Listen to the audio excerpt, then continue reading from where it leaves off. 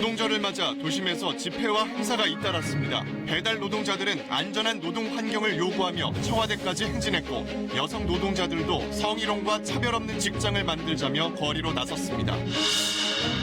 문무일 검찰총장이 패스트트랙으로 지정된 수사권 조정안은 민주주의에 반한다며 정면 비판했습니다. 검찰의 집단 반발 움직임에 청와대도 불쾌감을 드러냈습니다.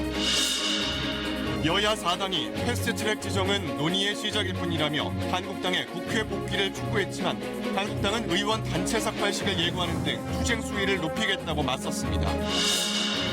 검찰 과거사 조사단이 장자연 씨가 성폭행을 당했었다는 진술을 확보했습니다. 성접대 강요와는 다른 내용이어서 재수사로 이어질지 주목됩니다. 경기도 군포의 한 페인트 공장에서 어젯밤 큰 불이 났습니다. 인화물질이 쌓여 있어 대형 재난이 우려됐지만 소방관들의 필사적인 노력으로 큰 피해를 막았습니다.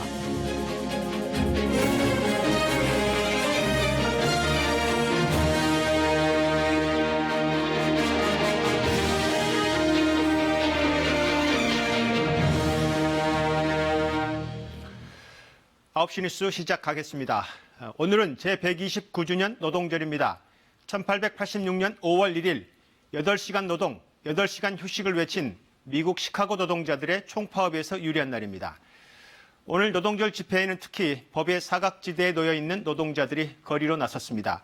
처음으로 노조를 출범한 특수고용직 배달 노동자, 그리고 여성 노동자들이 노동 환경의 개선을 촉구했습니다. 헌법이 인정하고 있는 노동조합 조직률은 우리나라의 경우 10.7%, OECD 최저 수준입니다. 그마저도 대기업에 편중돼 있어서 100인 미만 사업장은 3.7%에 불과합니다.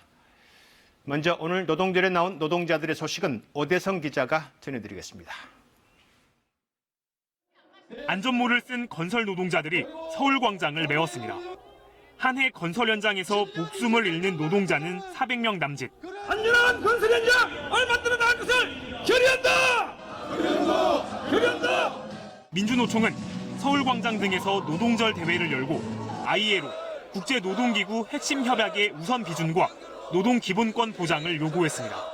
노동기본권을 보장되지 않는 바로 이 낡은 천민자문의 시대를 끝장내고 이런 사람 모두가 헌법이 보장하는 노동기본권을 한국노총은 여의도에서 마라톤 대회를 열고 비정규직 격차 해소와 사회적 대화 노력을 강조했습니다. 평소엔 목소리 내기 어려운 열악한 근로환경의 노동자들도 근로환경과 제도 개선을 촉구하며 거리로 나왔습니다. 노동자 일자리 참사 정부가 책임져. 문구업체 여성 노동자들, 회사 대표의 폭언과 성희롱을 참지 못해 노동조합을 만들었는데 해고를 당했다고 토로했습니다. 열심히 일을 했는데 10년을 일했지만 최저임금인 이 사업장에서 왜 이렇게 모멸감을 느껴야 하고 가슴 아픈 일을 겪어야 하는지. 배달 노동자들도 처음으로 노조를 만들고 안전한 노동 환경을 요구했습니다. 라이더들이 다치면은 제대로 치료 못 받거나 하는 부분이 많아서 그게 문제가 되는데 단체가 생겼다 그래서 저도 이렇게 국제노동조합 총연맹이 매긴 한국의 노동권리지수는 최하위 등급. 사실상 노동기본권이 보장되지 않는 나라라는 뜻입니다. KBS 뉴스 오대성입니다. 쌍용 자동차 해고자들이 지난해 말 복직돼 일터로 돌아갔습니다. 9년 만입니다. 그러나 아직 끝이 나지 않았습니다. 경찰이 쌍용차 노동자를 상대로 한 10억 원대의 손해배상 소송은 여전히 진행 중에 있습니다. 확정되면 이자까지 20억 원을 물어야 합니다. 당시 경찰의 진압이 위법한 국가폭력이었다면서 경찰청 인권침해조사단이 소송 취하를 공고한 바 있지만 여전히 진행 중에 있습니다. 김채린 기자의 보도입니다. 이틀 동안의 진압작전, 최루액 20만 리터에 무장한 경찰 특공대 80여 명이 투입됐습니다. 노조는 쇠파이프와 사제총으로 맞섰습니다. 진압이 끝나자마자 경찰은 장비 파손 책임을 묻겠다며 노동자들에게 손해배상 소송을 냈습니다. 그로부터 9년 뒤 경찰청 인권침해조사위는 경찰의 진압작전이 위법한 국가폭력이었다며 소송을 취하하라고 권고했습니다. 노동자들을 제압하는 과정에서 일어난 과잉한 폭행, 이와 같은 것이 위법하다고 저희들이 판단을 했습니다. 하지만 법정 다툼은 10년째 이어지고 있습니다. 2016년 항소심 재판부가 11억여 원 배상 판결을 내린 뒤 사건은 대법원에 3년 가까이 계류 중입니다. 판결이 확정되면 노동자들은 이자까지 20억이 넘는 돈을 물어내야 합니다. 당시 2009년도 끝나고서 23년 사이에 많은 사람들이 신용불량자로 전락됐고 가압류된 퇴직금은 저희들이 지금 10년째 받고 있지 못하고 있고 최근 법무부도 노동자들을 상대로 한 국가의 소송 남용을 제한하겠다고 나섰습니다. 쟁의 행위에 나선 노동자들을 겁박하는 행위라는 겁니다. 노동절을 맞아 쌍용차 노동자에 대한 소송이 헌법상 기본권인 노동 3권을 위축시킬 의도가 있었다고 비판하는 변호사 단체의 성명도 나왔습니다. 이런 갈등 현안에 있어서 국가만이 10년 동안 소송을 통해서 계속 이렇게 고통을 가중시키는 것은 정의와 형평의 관념에서도 적절하지 않다. 경찰청은 소취하 여부에 대해 특별한 입장을 내놓지 않았습니다. KBS 뉴스 김채린입니다. 국회에서 패스트트랙으로 지정된 검경 수사권 조정 법안에 대해서 문무일 검찰총장이 정면 비판하고 나섰습니다. 민주주의 원리에 반한다면서 입법 과정에서 수정돼야 한다고 주장했습니다. 일단 청와대는 공식 입장을 내진 않았습니다. 그러나 청와대 관계자는 권력기관의 개혁은 국민의 요구라면서 조직 이기주의, 부적절, 불쾌라는 단어를 써가면서 강력 비판했습니다. 조태영 기자의 보도입니다. 견제와 균형이라는 민주주의 원리에 반하는 것이다. 문무일 검찰총장은 패스트트랙에 올라간 검경 수사권 조정안에 이런 강한 표현으로 공식적인 반대 입장을 밝혔습니다. 현재의 수사권 조정안이 경찰의 1차 수사권과 국가정보권이 결합된 독점적 권능을 부여하고 있다면서 이런 방향에 동의하기 어렵다고 구체적인 이유를 밝혔습니다. 범죄, 정보, 치안 기능을 모두 갖고 있는 경찰에 수사권까지 나눠주면 통제할 수 없을 정도로 권한이 커질 것이라는 겁니다. 검찰 개혁을 하자는 결과가 사법경찰을 사법적 통제권에서 놓자고 해결되면 안 된다는 겁니다. 문 총장의 이번 입장은 해외 출장 중에 대검 간부들의 의견까지 모아 나온 겁니다. 수사권 조정안에 대한 불만이 검찰 내부망 게시판에서도 불거지기 시작한 가운데 사실상 검찰 조직의 집단 반발로 해석되는 대목입니다. 청와대는 공식 입장은 내놓지 않았습니다. 하지만 청와대 관계자는 검찰의 조직 이기주의라며 불쾌하고 당혹스럽단 말로 내부 분위기를 전했습니다. 수사권 조정안을 패스트트랙으로 지정한 여야 사당은 부적절하다며 권력기관 개혁은 국민적 요구라고 강조했고 자유한국당은 공식 입장을 내놓지 않았습니다.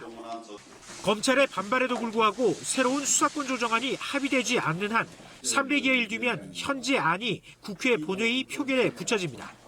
KBS 뉴스 조태현입니다. 민주당 이해찬 대표와 한국당 황교안 대표가 오늘 노동절 마라톤 대회에서 만났습니다.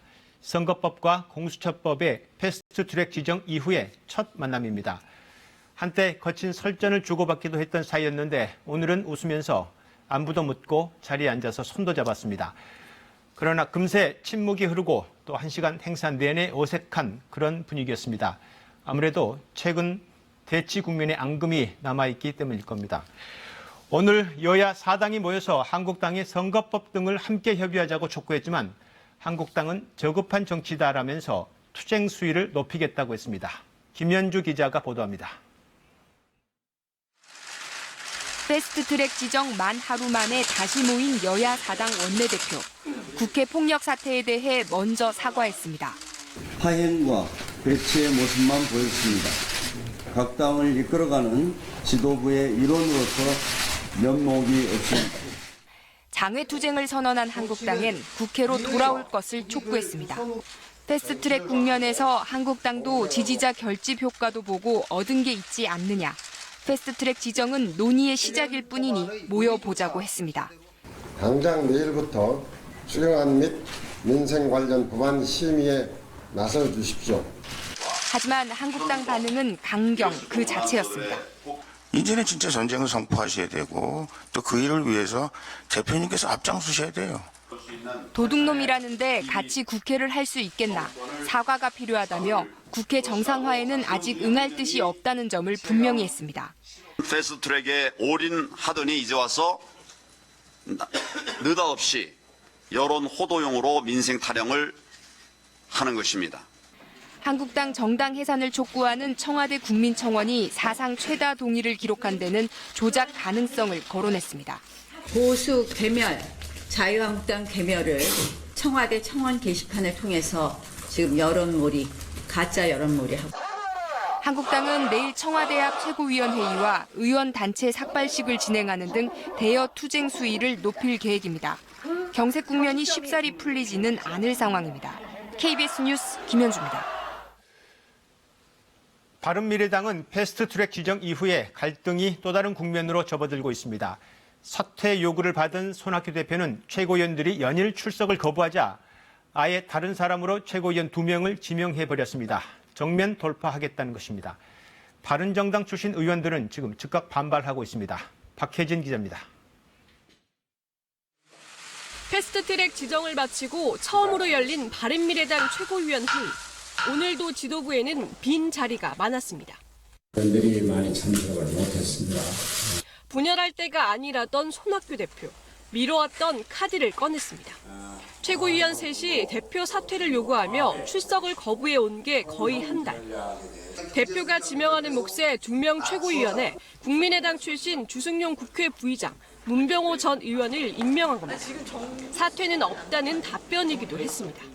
당무가 전반적으로 지금 정지되어 있는 상황에서 당무 집행을 정상화해야 되겠다고 하는. 어제 패스트트랙 지정을 마친 뒤 당 화합을 강조하며 눈물까지 흘렸던 김관영 원내대표. 역지사지하는 마음으로 서로 핥아주고 치유합시다. 역시 스스로 판단이 아닌 외부 요구로 사퇴할 뜻이 없다고 했습니다. 정면 돌파를 택한 겁니다. 지도부 총사퇴를 요구해온 바른정당 출신 최고위원들은 원천 무효라며 즉각 반발했고 국민의당 출신 김수민 최고위원도 가세했습니다. 정족수 미달로 최고위원회가 성립이 안 됐습니다. 사과하고 또 즉각 철회하고. 보궐선거 참패 직후 수면으로 떠오른 한지붕 두 가족의 갈등이 패스트트랙 국면의 사보임 논란을 거쳐 증폭되는 양상입니다. 당 내용이 이어지다 보니 분당 얘기도 함께 나옵니다. 그렇지만 당내 어느 쪽도 당을 떠나겠다는 얘기를 먼저 하지는 않고 있습니다. 당분간 계파 간 충돌이 거세질 걸로 보입니다. KBS 뉴스 박혜진입니다.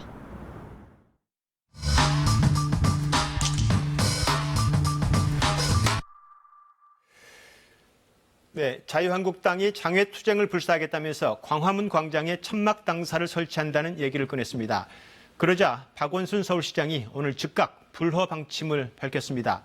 그럼 한국당의 광화문 진출은 어떻게 되는지 팩트체크팀 박경호 기자와 짚어보겠습니다. 네, 박 기자. 네. 한국당이 광화문에 천막 당사를 설치한다는 얘기, 이게 나경원 대표가 한 말이었던 거죠? 네, 나경원 원내대표가 어제 한 말인데 이게 인용을 해보자면 정확히는 천막 투쟁 본무입니다. 예. 그런데도 불구하고 이제 천막 당사라는 말이 거론되는 건 2004년이죠. 당시 한나라당 시절인데 박근혜 대표 때였습니다. 그래서 천막 당사 전략으로 재기에 성공한 적이 있었죠. 그러니까 장외 투쟁 전략을 논의할 때 천막 당사라는 말이 나왔던 것이고 장소로는 광화문이 거론된 겁니다. 그런데 다소 곧바로 나온 느낌이 있습니다. 박원순 시장이 안 된다 이렇게 나왔어요. 네, 맞습니다. 지금 박원순 시장이 해외 순방 중인데 SNS에서 밝힌 글인데요. 광장을 짓밟는 것을 결코 좌시하지 않겠다. 특히 한국당은 따지고 보면 국정농단을 야기했던 정당이다. 예. 서울시의 허가 없이 광화문 광장을 점거한 건 불법이고 법 위엔 아무것도 없다 이렇게 말했습니다. 멘트가 상당히 단호한데 지금 서울시 허가를 받지 않으면 불법이다. 규정은 정확히 어떻게 되어 있습니까? 일단은 광화문 광장 사용에 관한 서울시 조례가 있는데요. 그 1조에 보면 시민들의 여가 선용, 문화 활동이 광화문 광장의 사용 목적이다 이렇게 돼 있습니다. 그러니까 이 목적에만 맞으면 서울시가 허가를 해주는데 예. 경우에 따라서는 별도의 심의위원회를 거치기도 합니다. 근데 박 시장 입장에서는 한국당이죠. 한국당의 천막이 문화 활동이나 여가 활동이 아니고 정치 활동이니까 조례에 어긋난다. 그래서 불허 방침을 밝힌 거다 이렇게 볼 수 있습니다. 사실 광화문 광장에서는 여러 가지 행사나 활동이 있지 않습니까? 그렇다면 과거에 박근혜 퇴진 운동을 했던 촛불 집회의 경우는 어떻습니까? 그때는 촛불 집회라고 해서 표현은 집회였지만 예. 시민단체가 주최를 했고 문화재의 형식을 띠고 있었다라는 게 서울시의 입장입니다. 그러니까 예. 문화재니까 광장 사용을 허가해줬다는 겁니다. 그럼 약간 단적으로 한국당에서 천막 당사만 설치하면 어떻게 됩니까? 활동을 하지 않고. 그것도 불법 점거가 될 가능성도 있는데 왜냐하면 예. 정치 활동으로 보고 있기 때문이죠. 예. 또 허가 없이 광장을 점거할 경우에는 변상금을 물리는데요. 실제로 세월호 추모 천막 중에 일부는 또 불법이어서 1,890만 원이 그리고 고 김용균 씨의 분향소 같은 경우도 55만 원의 변상금이 부과되기도 했습니다. 예. 지금 박원순 시장이 이렇게 불허방침을 밝혔고 혹시 그 이후에 한국당에서 어떤 추가 입장이 나온 게 있습니까? 나경원 원내대표가 오늘 이런 보도를 보고서 천막 당사는 실무진에서 논의한 것이지 최고위원회에서 논의된 적은 없다라고 말을 했는데 예. 앞서 보신 것처럼 이제 콘서트나 뭐 이런 장애 활동, 장애 투쟁을 이어갈 방침이라고 밝혀서 아마 이 사태는 좀 더 지켜봐야 할 것 같습니다. 예, 알겠습니다. 네, 팩트체크 박경호 기자였습니다. 가습기 살균제 사건과 세월호 참사의 진상규명을 위한 사회적 참사 특별조사위원회가 황교안 자유한국당 대표를 세월호 참사의 수사 방해 의혹과 관련해서 조사를 하기로 결정했습니다. 황교안 대표는 세월호 참사 당시에 법무장관이었습니다. 유가족은 불가피한 일이라면서 환영의 뜻을 밝혔지만 한국당은 정치 탄압이라면서 지금 반발하고 있습니다. 강푸른 기자의 보도입니다. 세월호 참사 책임자들이 제대로 처벌받지 않았다. 황교안 당시 법무부 장관이 수사 과정에 외압을 행사한 것 아니냐. 황교안 자유한국당 대표를 조사해야 한다는 세월호 유가족들의 오랜 요청을 사회적 참사 특별조사위원회가 받아들였습니다. 유가족들은 황 대표가 당시 구조 현장을 지휘한 해경 123 정장에 대해 업무상 과실치사 혐의를 빼고 구속영장을 청구하도록 검찰에 지시한 게 아니냐는 의혹을 주장해왔습니다. 또 수사팀이 이에 불응하자 보복성 인사를 했다는 의혹도 제기된 상태입니다. 자유한국당은 야당 대표를 흔들려는 이른바 타깃 탄압이라고 반발했습니다. 세월호 수사 방해라는 명목으로 황 대표를 공격하는 시도는 수차례 있었지만 그때마다 결과는 혐의 없음이었다는 겁니다. 반면 유가족들은 특조위가 철저히 의혹을 밝혀내 필요하면 수사까지 의뢰해야 한다고 촉구했습니다. 그때 수사가 제대로 됐다면, 기소가 제대로 이루어졌다면 가족들이 아직까지도 지금 전면 재수사, 특수단을 만들어달라 이런 요구를 하지 않을 거 아니에요. 특조위는 조만간 회의를 열고 황 대표의 조사 일정과 방식 등을 결정합니다. 하지만 황 대표가 조사를 거부해도 강제할 권한은 없습니다. 황 대표가 2차례 이상 출석 요구에 불응하면 동행 명령을 내릴 수 있고 이마저 따르지 않을 경우 과태료 처분만 가능합니다. KBS 뉴스 강푸른입니다. 고 장자연 씨 재조사 시한이 이제 얼마 남지 않은 상황에서 장 씨가 성폭행을 당했다는 진술들을 검찰 과거사 진상조사단이 확보했습니다. 기존에 알려진 성접대 강요와는 다른 내용이어서 이게 새로운 수사로 이어질지 주목되고 있습니다. 한누리 기자가 취재했습니다. 장자연 씨가 숨지기 전 장자연 문건을 작성할 때 함께 있었던 인물인 매니저 유모 씨. 유 씨는 장 씨가 문건 초안에 심하게 성폭행을 당했다는 내용을 담았었다고 조사단에 진술했습니다. 그러나 성폭행 가해자가 누구인지는 말할 수 없다고 밝혔습니다. 장 씨는 애초 문건을 작성하면서 이 같은 성폭행 내용을 썼다가 지운 것으로 알려졌습니다. 유 씨가 내용이 너무 세다고 해 고쳤었고 이것이 현재 알려진 장자연 문건이라는 겁니다. 장 씨의 동료 배우 윤지호 씨 또한 유 씨 진술 이후에 장자연 씨가 접대 자리에서 약에 취해 성폭행을 당한 것 같았다고 조사단에 밝혔습니다. 조사단은 이 같은 진술을 토대로 과거사위원회에 성폭행 혐의에 대한 수사 권고 요청을 하려고 했지만 내부에서 의견이 갈린 것으로 전해졌습니다. 피해자 진술이나 물증이 없는 상태에서 주변 인물 진술로는 수사 착수가 쉽지 않다는 겁니다. 또 성폭행 가해자가 특정되지 않아 지금으로선 수사 대상조차 확정할 수 없는 상황입니다. 하지만 성폭행이 있었다는 복수의 진술을 확보한 만큼 조사단은 다각도로 장 씨가 입은 피해를 규명하겠다는 방침입니다. KBS 뉴스 한울입니다. 어젯밤 경기도 군포의 한 페인트 공장에서 큰 불이 나서 소방 대응 최고 단계인 3단계가 발령됐습니다. 특히 인화물질이 대량으로 쌓여 있어서 자칫 대형 재난으로 이어질 수 있었던 상황이었습니다. 필사적인 진화 작업이 3시간 동안 진행됐습니다. 김유대 기자가 취재했습니다. 대형 페인트 공장에 시뻘건 불길이 치솟습니다. 화재 신고가 접수된 건 어젯밤 9시 5분입니다. 8분 만에 현장에 도착한 소방대원들. 상황은 긴박했습니다. 페인트 원료로 쓰는 톨루엔 등 수십 톤의 인화물질이 불이 시작된 공장 건물 곳곳에 널려 있었기 때문입니다. 2만 리터 되는 탱크가 약 12개 정도가 배치가 돼 있었기 때문에 연소 확대될 경우엔 그 연속적으로 폭발이 일어나기 때문에 그 소방력으로 대응할 수가 없거든요. 소방당국은 대응 최고 단계인 3단계를 발령하고 인화물질이 담긴 드럼통과 탱크 사수 작전에 나섰습니다. 소방대원들이 인화물질을 사방에서 둘러싸고 대형 폭발로 이어질 수 있는 불길을 막기 위해 사투를 벌였습니다. 냄새도 나고 소리 나고 5번 정도는 뻥뻥 소리 났어요. 유류 제품이 통이 많고 기름이 있어요. 거기에 불이 번지면 더 번질 수도 있는 상황인데 공장에서 직선거리로 불과 200여 미터 떨어진 곳에는 주택가와 경부선 철도까지 있었습니다. 불은 공장 3동을 태웠지만 주변으로 번지지 않았고 3시간여 만에 꺼졌습니다. 인명피해도 없었습니다. 수원과 안양 등 인근 지역에서까지 출동한 소방관 350여 명의 필사적인 진압 작전이 빛났습니다. 대형 화재는 가장 중요한 게 연소 확대 방지인데 도착 시 평소에 훈련을 해서 유류 저장 탱크 많이 있다는 걸 알고 있었습니다. 경찰과 소방당국은 합동 감식을 통해 화재 원인을 분석 중입니다. KBS 뉴스 김유대입니다.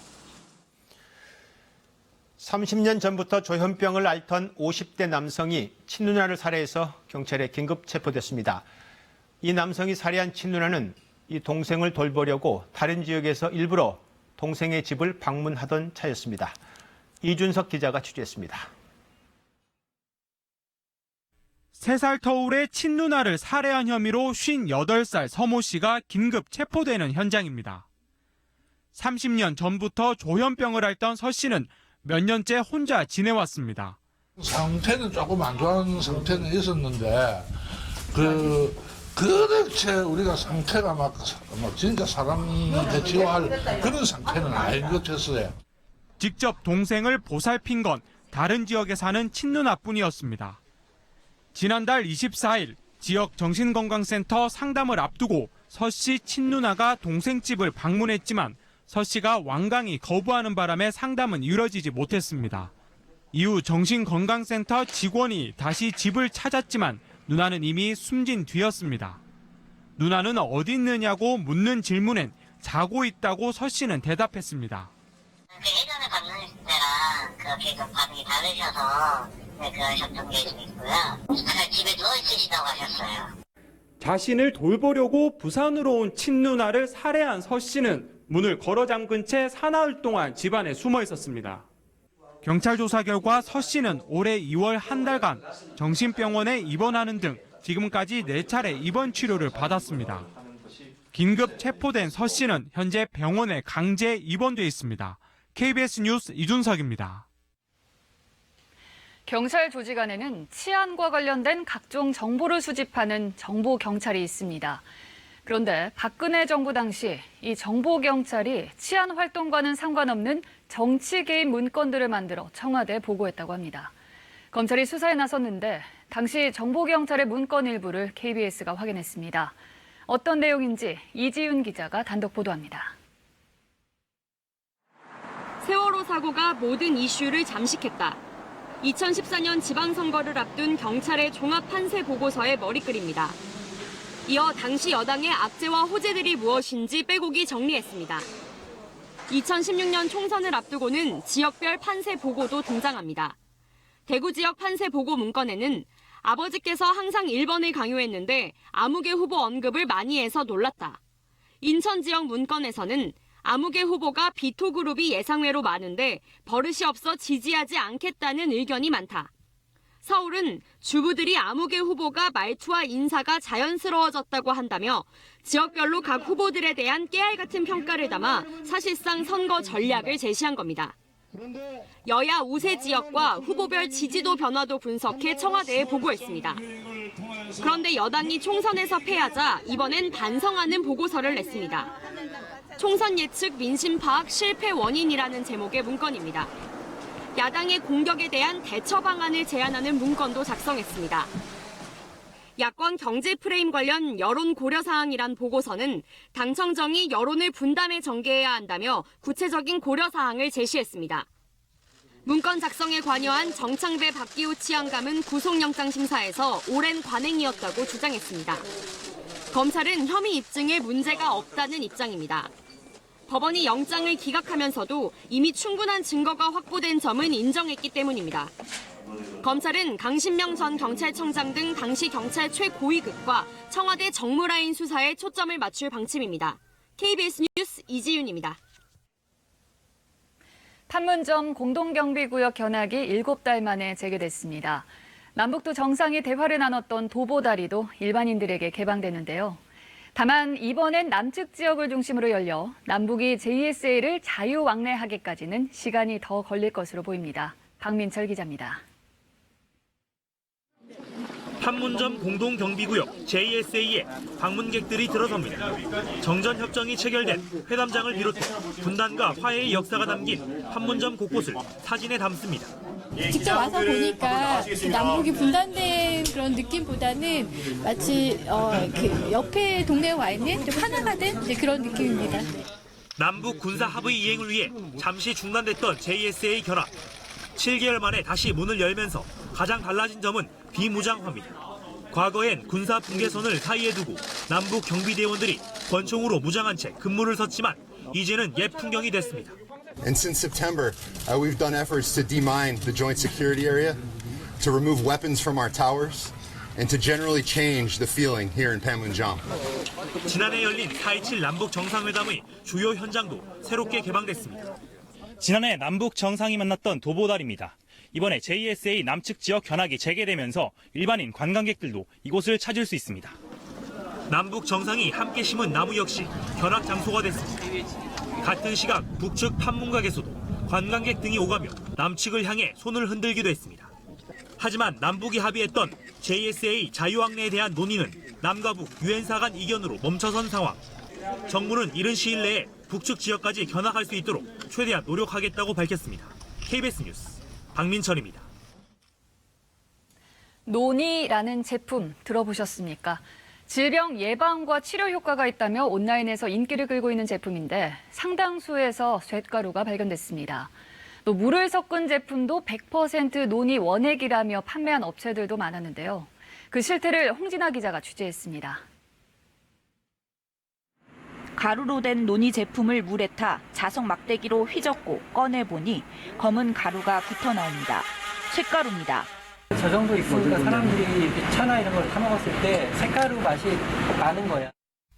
식품의약품안전처가 검사한 논이 분말과 환제품 88개 중 22개에서 기준치를 넘는 금속성 이물질이 나왔습니다. 기준치의 160배를 초과한 제품도 있습니다. 단단한 건조 농산물 등을 분사할 때 금속 재질의 마찰로 인해서 미세한 쇳가루가 발생할 수 있습니다. 하나를 제외하고는 모두 국내에서 제조한 제품들입니다. 검사를 강화한 수입 제품과 달리 원료를 들여와 국내에서 갈아 만드는 제품은 제조사에만 품질 검사를 맡긴 탓입니다.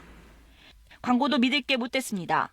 식약처는 100% 논이 원액이라는 광고와 달리 정제수를 섞어 만든 제품을 판 온라인 쇼핑몰 36곳도 적발했습니다. 항암 효과가 있다는 등의 허위 과대 광고를 한 인터넷 사이트와 판매 업체들도 적발했습니다. 논이 자체가 염증 해소해주고 암 예방도 된다고 해가지고 먹었는데 그거 나오니까 그걸 안 먹고.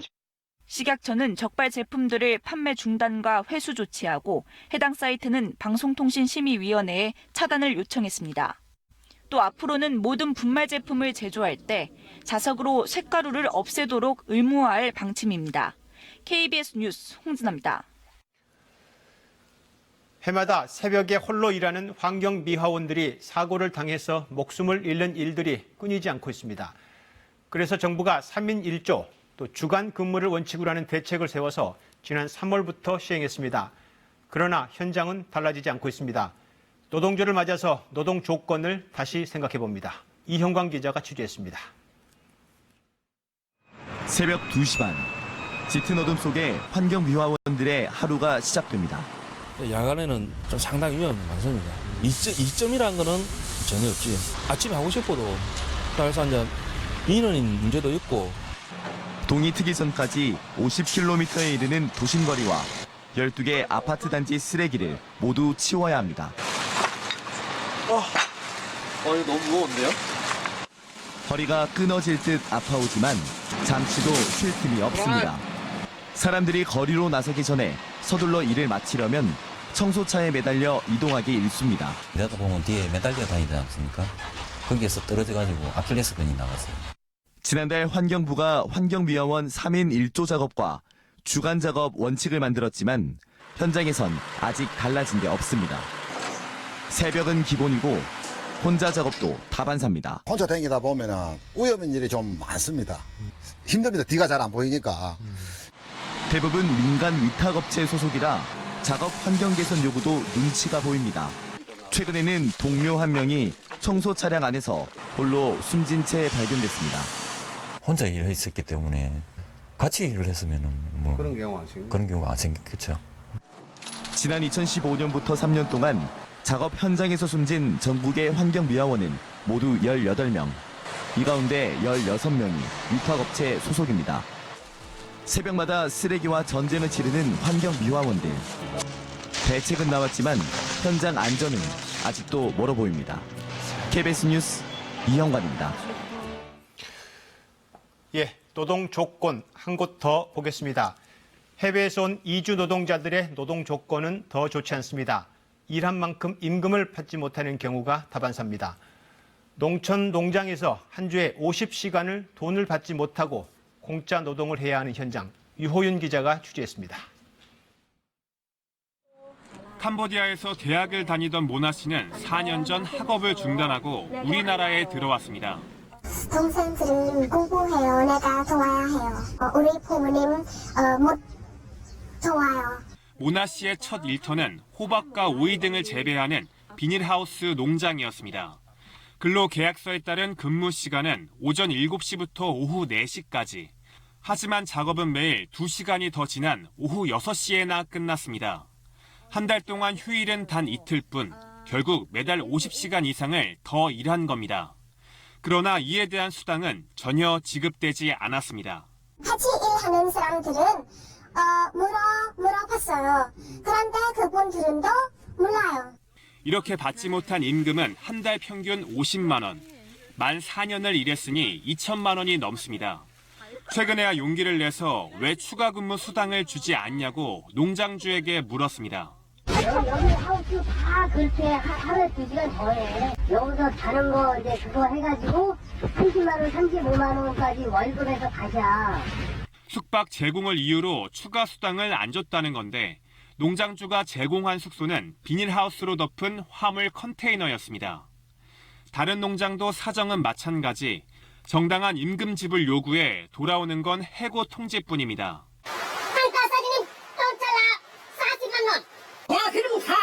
너 어디 가? 누구 나라 가? 귀국시켜줄게. 누구 나라 가라고. 제조업과 달리 농업은 근무 시간 확인이 쉽지 않아 관할 노동청에 신고해도 해결이 어렵습니다.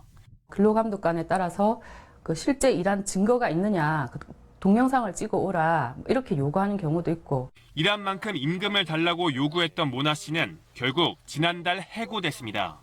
모나 씨처럼 우리 정부의 고용 허가를 받아 국내에서 농업과 어업에 종사하는 이주 노동자는 5만 명 가까이 됩니다. KBS 뉴스 유호윤입니다. 일본의 새 일왕, 나루히토 일왕이 즉위했습니다. 헌법에 따라 책무를 다하겠다고 밝혔는데 평화헌법을 지키겠다던 전 일왕과는 온도차가 커 보입니다.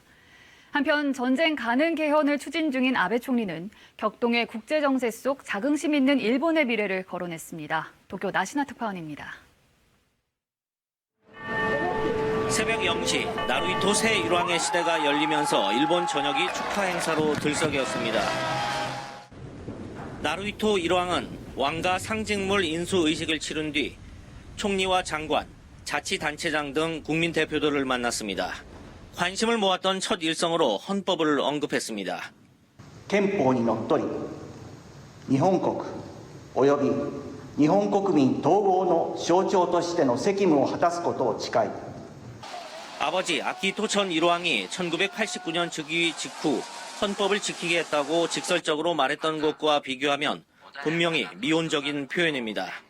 다만 세계 평화에 대한 의지를 강조해 일본이 과거처럼 전쟁에 뛰어들지 않기를 바란다는 점을 애둘러 시사했습니다. 国民の幸せと国の一層の発展、そして世界の平和を切に希望いたします。 아베 총리도 인사말을 통해 평화를 언급했지만 문맥이 달랐습니다. 激動する国際情勢の中で平和で希望に満ち溢れ誇りある日本の輝かしい未来。 아베 총리가 평화헌법을 바꾸겠다고 벼르면서 새로운 시대를 거듭 강조했던 사실을 연상시키는 대목입니다. 헌법상 일왕의 정치 참여는 금지되어 있지만 아키히토 전 일왕은 평화헌법 지지의 뜻을 견지해왔습니다. 새 일왕이 아베 정권의 우경화를 어떻게 그리고 얼마나 견제할 수 있을지가 관심사입니다. 도쿄에서 KBS 뉴스 나신합니다. 지난해 우리 대법원이 일제 강제동원 피해자들에게 손해배상을 하라는 확정 판결을 내렸었죠. 하지만 여전히 일본 전범기업은 피해 구제를 거부하고 있는데요. 이에 한국에 있는 전범기업의 재산을 강제로 매각해달라며 피해자들이 다시 한번 법원을 찾았습니다. 보도에 김성수 기자입니다. 강제동원 피해자 법률 대리인단은 일본 전범기업들의 국내 자산을 매각해달라고 법원에 신청했습니다.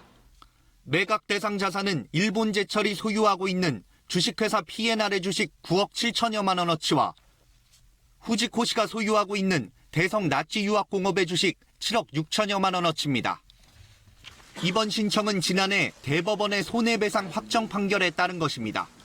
일본 정부는 식민 지배의 불법성을 인정하지 않은 채 강제동원 피해의 법적 배상을 원천적으로 부인하였고, 하지만 전범기업들은 배상은커녕 우리 측의 협상 요구에 단 한 차례도 응하지 않았습니다. 이 때문에 피해자 측 대리인들은 전범기업들의 국내 자산에 가압류를 신청했고 급기야 오늘 매각 신청에 이른 것입니다. 피해자들은 고령이시고 더 이상 시간을 지체하기가 어렵다는 판단하에서 저희가 지금 매각 명령 신청을 통해서 대법원이 이미 확정 판결을 했기 때문에 피해자들의 매각 신청은 허가될 가능성이 높다는 게 법원 안팎의 전망입니다. 실제 매각까지는 최소 3개월 이상 걸릴 것으로 보입니다. 한편 일본 정부는 일본 기업의 자산이 강제 매각되는 사태는 절대 받아들일 수 없다며 강경한 자세를 보이고 있습니다. KBS 뉴스 김성수입니다. 경유차나 공장에서 배출되는 질소산화물과 황산화물, 그 자체로 우리 몸에 해로운 오염물질이죠. 그런데 더 큰 문제는 공기 중에 다른 물질과 결합해 미세먼지가 된다는 겁니다. 대표적인 것이 이 축산 분뇨 등에서 많이 나오는 암모니아입니다. 질소산화물이 암모니아와 만나면 질산암모늄으로, 황산화물은 황산암모늄으로 바뀝니다. 둘 다 미세먼지의 주요 성분인데요. 실제로 지난 1월에 발생한 고농도 미세먼지의 60% 이상이 두 물질이었습니다. 결국 미세먼지를 줄이려면 암모니아 배출도 함께 관리해야 한다는 얘기입니다. 정부 대응은 잘 되고 있을까요? 이정훈 신방실 두 기자가 차례로 보도합니다. 경기도의 한 기업 축사, 돼지 3만 5천 마리가 사육되고 있습니다. 이곳에서만 돼지 분뇨가 하루 250톤씩 쏟아집니다. 분뇨와 함께 암모니아도 대량으로 배출됩니다. 축사한 암모니아 농도를 재봤습니다. 검출량은 19ppm, 서울 도심의 1000배 수준입니다. 근처에 개인이 운영하는 축사도 사정은 크게 다르지 않습니다. 현재 이곳 축사안에서 측정된 암모니아 농도는 사람이 냄새를 맡을 수 있는 최소 농도의 50배에 달하고 있습니다. 국내에서 배출되는 암모니아는 연간 약 30만 톤. 이 가운데 70% 이상이 축산 분뇨에서 나오는 것으로 추정됩니다. 미세먼지의 주요 원인 물질인 암모니아를 줄일 수는 없을까? 물과 황산, 바이오 필터 등 3단계 저감 설비를 가동했더니 암모니아 농도가 20분의 1로 줄었습니다. 물을 안개처럼 뿌려주기만 해도 3분의 1이나 농도가 감소했습니다. 물에 잘 녹는 그러한 성질이 있습니다. 따라서 영세한 농가에서는 청소수를 이용해서 청소를 하거나 또 물을 이용해서 암모니아 발생 자체를 줄이는 그러한 노력이. 하지만 현실에선 제대로 지켜지지 않습니다. 저감 장치를 설치하는 데 드는 비용 부담 등이 이유입니다. 또 암모니아 배출을 금지하는 별다른 규제 장치가 없는 것도 이유로 꼽힙니다. KBS 뉴스 이정훈입니다. 암모니아 배출을 줄이면 미세먼지는 얼마나 줄어들까? 3년 전 한반도 미세먼지를 한미 공동연구진이 측정했던 결과를 다시 분석해봤습니다. 국내 암모니아 배출이 아예 없는 경우를 가정했더니 전체 미세먼지가 14%나 줄었습니다. 중국발 오염물질이나 국내 자동차 배기가스 부문보다 효과가 더 컸습니다. 암모니아 관리는 특히 봄철이 더 중요한 것으로 나타났습니다. 가축 분뇨 외에도 암모니아 배출원이 많아지는 시기이기 때문입니다. 봄철에는 우리가 농사를 지을 때 비료를 갖다 뿌리기 때문에 비료의 주된 성분 중에 하나가 암모늄입니다. 그래서 거기서 암모니아가 많이 나올 수 있고요. 하지만 정부의 암모니아 대책은 걸음마 수준입니다. 올해 미세먼지 부문에는 사상 최대인 1조 5천억 원의 추가 예산안이 편성됐습니다. 그러나 노후 경유차 관리나 친환경차 보급 등에 주력할 뿐 축산 분야에선 퇴비 처리에만 일부 예산이 편성됐습니다. 정책의 초점이 자동차나 공장 등 전통적인 오염원에 맞춰져 있는 겁니다. 정부 차원의 암모니아 배출원 파악도 최근에서야 시작됐습니다. 아직까지는 현황 파악이 많이 안 돼 있어요. 그래서 계절별로 농도가 어느 정도 있는지, 그다음에 이 암모니아가 진짜 질산염을 만들거나 황산염을 만들기 위해서 충분한 농도로 있는지. 미세먼지를 확실히 줄이기 위해서는 새로운 오염원 파악과 함께 맞춤형 대책이 필요하다는 목소리가 높습니다. KBS 뉴스 신방실입니다. 지난달 수출액이 5달 연속 감소세를 이어갔습니다. 감소폭이 줄고 대외 여건도 나아지곤 있지만 하반기쯤엔 가야 이 부진을 벗어날 가능성이 보입니다. 박대기 기자가 보도합니다. 지난달 수출액은 1년 전보다 2% 줄었습니다. 지난해 12월 이후 감소세가 이어지고 있지만 2월에 최악을 기록한 이후 감소폭은 줄고 있습니다. 전기차와 선박, 바이오 헬스 수출액이 크게 늘었습니다. 하지만 최대 수출품인 반도체 수출액은 디램이 1년 만에 반값이 되면서 13.5%나 줄었습니다. 나머지 품목 전체 수출액은 소폭이라도 상승했지만 반도체 부진이 발목을 잡은 겁니다. 수출이 감소한 이유는 반도체 석유화학 제품의 수출 단가 하락과 중국 수출 부진이 지속되었기 때문으로 판단됩니다. 대외 여건은 빠르게 변하고 있습니다. 이달 중순까지 미국은 자국 안보를 내세운 무역보호법 232조에 따라 자동차에 25% 관세를 매길 국가를 지정합니다. 독일과 일본이 주요 타겟이기 때문에 우리나라는 빠질 가능성이 높습니다. 이렇게 되면 자동차 수출은 안정세를 보일 전망입니다. 미중 무역협상이 이르면 이번 달 타결될 전망이라는 것도 희소식입니다. 하지만 유럽과 일본이 저성장에 빠진 가운데 예상보다 양호했던 미국과 중국 시장이 언제까지 추세를 이어갈지가 관건입니다. 트럼프 행정부가 새로운 통상 갈등을 일으킬 가능성도 있습니다. 미국이 이번에 232조로 워낙 사실 재미를 봤기 때문에 반도체라든지 또는 조선, 항공에 대해서 확대할 가능성은 여전히. 대외 여건이 불투명한 가운데 반도체 수요 반등이 기대되는 하반기는 돼야 수출이 회복될 거란 전망이 많습니다. KBS 뉴스 박대기입니다. 한나라 두 대통령으로 분열된 베네수엘라에서 군의 무력 충돌까지 우려되고 있습니다. 미국은 마두로 대통령의 퇴진을 더 강하게 압박하고 나섰고 러시아는 시위대를 비난하며 대립하는 모양새인데요. 산유국 베네수엘라의 혼란에 국제유가도 출렁이고 있습니다. 상파울로 이재원 특파원이 보도합니다. 베네수엘라 정부 군 장갑차가 반정부 시위대를 향해 돌진합니다.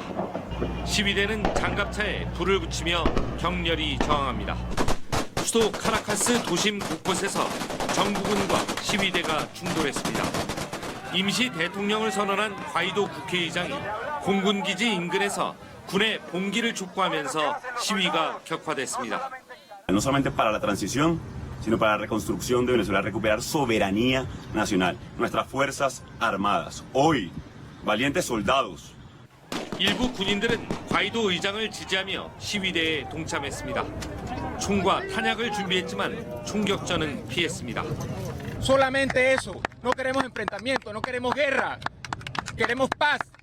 하지만 이번 충돌로 100명 이상이 다쳤습니다. 마두로 대통령은 소규모 군 반역자들이 쿠데타를 일으켰다며 체포를 예고했습니다. Y en los tribunales, a todos, están los videos de todo tipo, sabemos quiénes son, ya hay que buscarlos. No puede haber impunidad, tiene que haber justicia para que haya paz en Venezuela. 볼턴 미 국가안보 보좌관은 베네수엘라 핵심 관료 3명이 마두로 퇴진에 동의했다고 밝혔고 모든 선택지가 테이블 위에 있다며 마두로 대통령 퇴진을 압박했습니다. 반면 러시아는 마두로 정부 지지를 다시 확인하며 대립했습니다. 산유국 베네수엘라의 전국 혼란에 국제 유가는 오름세를 보였습니다. 베네수엘라에선 잠시 후 또 대규모 시위가 열립니다. 군이 가세한 상황에서 무력 충돌 가능성이 커지고 있습니다. 상파울에서 KBS 뉴스 이재환입니다.